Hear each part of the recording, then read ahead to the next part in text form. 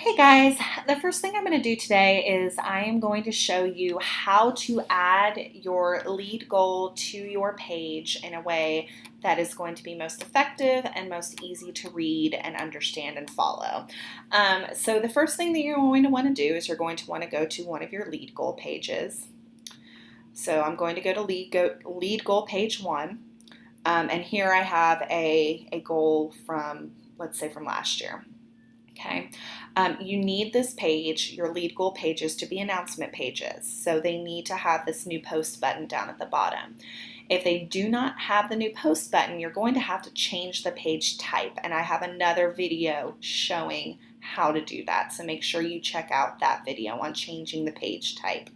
Okay, but if you have the new post button, you're good to go. So the first thing I'm going to do is edit out the goal. Now remember, Vanessa had talked to you guys about you can delete out the goal because you have records of the goal in other places. What's important is the evidence, which you've moved under one of these two tabs here. Okay, so I'm going to edit my page and I'm going to delete out last year's goal and I'm going to write in this year's goal. So let's say it's will effectively communicate with teachers. Okay, so that's my goal for this year, and I'm just going to press save. The only thing you need to do edit page to is when you're typing in that initial goal. Right now, I have some great evidence that I want to post showing my progress on that goal. So I'm going to go ahead and hit new post, and this is where I'm going to go to add my evidence. So once you hit new post, it opens up a new post page, and I'm going to change the name of this post from untitled post to menu of choices, because that's something I want to show that says I'm communicating with teachers.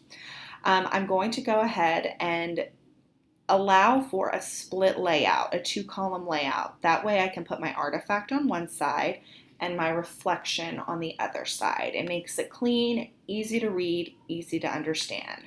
So up here, I'm going to go to layout and then down to 2-column. Now I have a side for my artifact and I have a side for my reflection. Okay, clear, easy, consistent. Underneath my artifact, I'm going to go to insert because I'm going to be inserting something from my Google Drive. Now, you can really insert something from anywhere. I find it easier to insert from Drive because it works well with sites. Things tend to be cleaner and have better readability. I'm going to go down to image because I'm inserting a drawing, changing this from images to drawings. And there's the drawing that I would like to insert right here, my menu of choices. If something's not showing up right away that you would like to insert or you're having a hard time filtering, you can change from your sort options. Right now, it's sorting by last modified. You can do last modified by me, last opened by me, or name. So I'm going to go ahead and click on it so it's blue, and then press select and save. And that item has now been placed in my artifact side. It's going to look like nothing's there. It's going to look like this gray box. Once you hit save, that'll change, however. That leaves me free to write underneath my reflection. So this shows that I am communicating with teachers by, and then go on from there. You also have an option of adding files to the bottom of the post.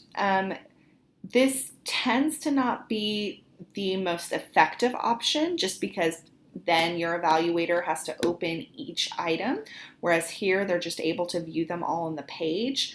It also would leave the artifact side of the 2-column blank, and then your reflection side would have the reflection in it. So you can add files by simply pressing add files.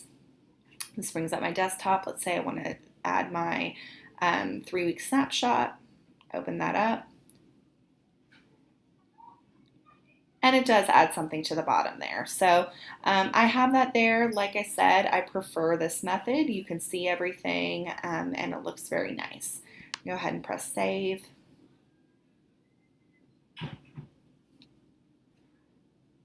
Once it finishes saving, which hopefully will be soon. There we go. You can see that my menu of choices is right there. The reflection is there. It looks very nice and clean. If I go back to my lead goal tab, you can see my goal, and then here is my first item. There's the attachment down at the bottom. You can see how this just has a better feel to it. If I come across another piece of evidence I'd like to add, I can hit new post. Okay, let's say this is lesson template. Again, I'm going to go to layout to column.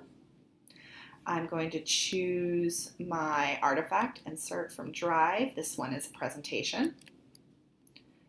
There, select, save. And then I can type my reflection in the other column, and I'm going to press save. Once this has published, you'll notice that you get another very clean page. You can actually flip through the presentation.